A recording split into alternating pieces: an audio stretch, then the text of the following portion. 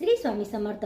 आता पितृपक्ष चालू आहे आणि पितृपक्षामध्ये आता अगदी थोडे दिवस राहिलेले आहेत। जर आपल्या घरामध्ये एकच महिला आहे आणि त्या महिलाला आपल्या ज्या तिथीला तुमचं श्राद्ध आहे आणि त्याच तिथीला आपल्या घरामध्ये एखाद्या महिलाला मासिक पाळी आलेली आहे, तिथी आपले पित्र आपलं श्राद्ध आणि मासिक पाळी हे दोन्ही सोबतच आले, दुसरं करणारं कोणी नाही, एकच स्त्री आहे आणि दुसऱ्या शेजारांकडून पण करून म्हणजे कुणाकडून करून घ्यायचं असेल ते सुद्धा नाही, अशा व्यक्तीनं काय करावे? अशा वेळेस आपण काय करावे?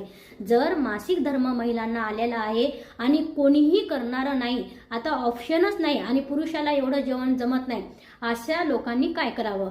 तर जे अन्न आहे आणि जे श्राद्ध आहे, जी तिथी आहे, त्या तिथीला अशी अडचण आली तर अमान्य जे आहे म्हणजे अन्य जे आहे ते जास्तीत जास्त त्या दिवशी शक्य होईल तेवढं जे श्राद्धाचं अन्न आहे ते अन्न तुम्ही दान करू शकता।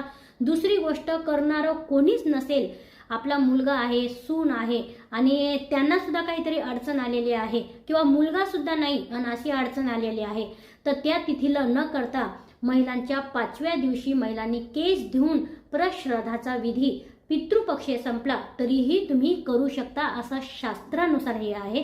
कारण जर श्राद्धाच्या दिवशी अशी अडचण आली तर 4 दिवस कुणाकडूनही करून न घेता, स्वतःच कुणाला शिधा न देता, अन्नदान एक पूर्वजांच्या आत्म्याला शांती मिळण्यासाठी आहे, त्यांना नरक यातनातून सुटका होण्यासाठी आहे।